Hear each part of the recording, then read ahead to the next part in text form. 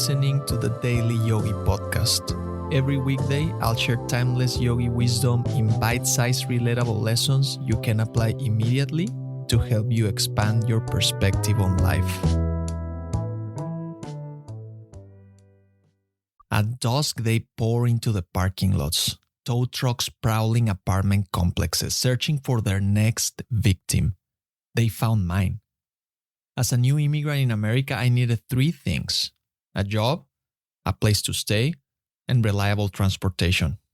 I had the first two, serving tables at a Latin restaurant in Austin for barely $500 a week and crashing on a fellow's Chihuahuan's couch.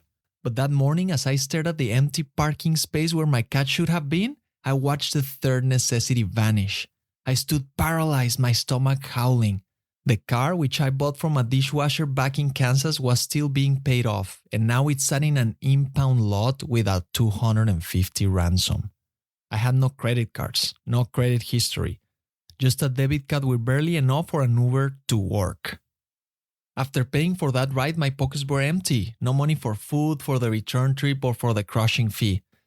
In the restaurant kitchen, sweat beaded along my collar as reality set in. I needed money to get my car back. "I can help you," said a voice behind me. Rafael stood there, counting bills from his wallet. He wasn't our star server. He was more of a workplace misfit who rarely seemed to care about the job.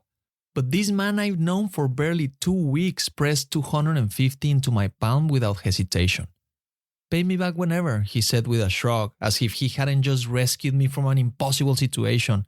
And when my shift ended, he even went further and gave me a ride to the impound lot himself.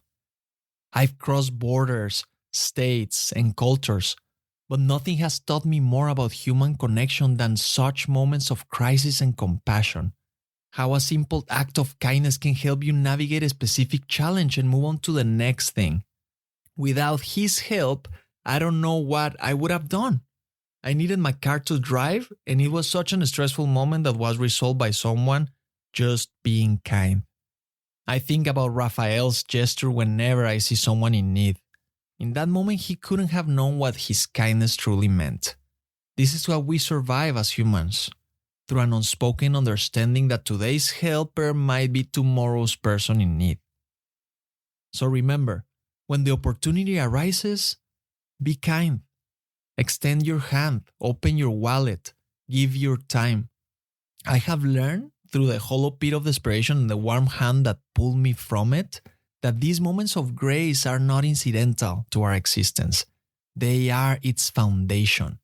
They are the invisible, unbreakable threads that bind us humans together when poverty threatens, when loneliness surrounds, when hope falters, and when all other systems of support collapse into dust. This is how we endure. This is how we triumph. This is how together we overcome. Thank you for listening. If you found value in today's episode, rate the show or share with a friend. And remember, take this reflection into the silence, and I'll see you next time.